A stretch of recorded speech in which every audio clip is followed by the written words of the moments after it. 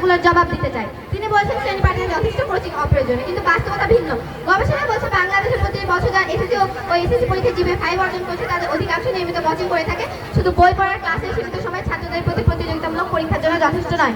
দ্বিতীয়ত তিনি বলছেন কোচিং বাণিজ্যিক প্রতিষ্ঠান। হ্যাঁ, কিছু ক্ষেত্রে এটা সত্যি, তবে বাণিজ্যিক বলে যদি কোচিংকে অস্বীকার করি তবে প্রাইভেট হসপিটাল এবং কোচিং সেন্টারের মতোই এমনকি বেসরকারি বিশ্ববিদ্যালয়কেও বাদ দিতে হবে, অথচ এগুলো মানসম্মত শিক্ষা এবং চিকিৎসা দিচ্ছে।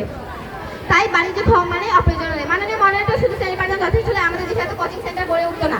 বাংলাদেশ শিক্ষা গবেষণার কাউন্সিলের জরিপ অনুযায়ী প্রায় 85% শিক্ষার্থী পরীক্ষার প্রস্তুতিতে কোচিং বা প্রাইভেটের সাহায্য নিচ্ছে। এটি স্পষ্ট প্রমাণ করে যে শ্রেণী পাঠদান একা শিক্ষার্থীদের প্রয়োজন মেটাতে পারছে না। যদি তারা এই বিষয়টিতে অবগত হতো তাহলে তারা আজকে এই বিতর্ক করতো না। আর আমার প্রতিপক্ষ দলের প্রধান বক্তাই তো সকালে আমার সাথে কোচিং করে এসেছে, তাহলে আপনারাই বলুন সে কিসের ভিত্তিতে কোচিং এর বিপক্ষে বক্তব্য রাখছে।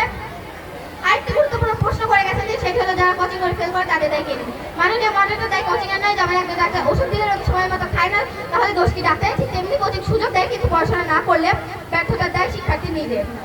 প্রতিপক্ষ দলের দ্বিতীয় বক্তার দৃষ্টি আকর্ষণ করছি। আপনি বলে গেলেন যে আমার দলের দ্বিতীয় বক্তা শ্রেণী পাঠের সময় স্যারের কাছে সবার আগে প্রশ্ন নিয়ে যায়। এর কারণ হলো সে তার পড়া ক্লাসেই করতে চায় এবং তার দুর্বল দিকগুলো শুধরে নিতে চায়। কিন্তু আফসোস, তার মতো আপনি বা অন্য কেউ এটা করতে পারেন না। হয়তো স্যার ম্যাম বলবে এই ভয়ে বা বন্ধুরা হাসবে।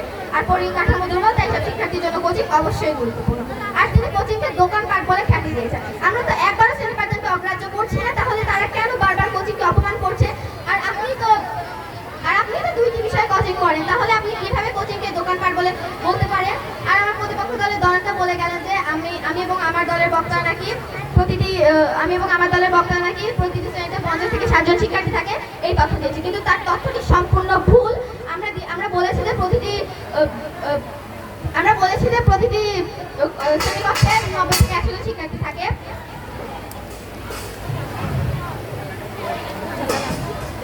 শ্রদ্ধেয় বিচারক মণ্ডলীর প্রতিপক্ষ দল তার থেকে কিছু সুন্দর কথা বললেও বাস্তবতার পরীক্ষায় তাদের যুক্তি টিকতে পারছে না। শ্রেণী পাঠদান অবশ্যই প্রয়োজনীয়, কিন্তু একা যথেষ্ট নয়। পরীক্ষায় ভালো ফলাফলের জন্য প্রয়োজন অতিরিক্ত অনুশীলন, দিক নির্দেশনা, ব্যক্তিগত মনোযোগ এবং প্রতিযোগিতার উপযোগী। তাই প্রতিপক্ষের যুক্তি অমূলক এবং আমাদের যুক্তি প্রমাণিত। ধন্যবাদ মাননীয় মডারেটর, ধন্যবাদ ছিল।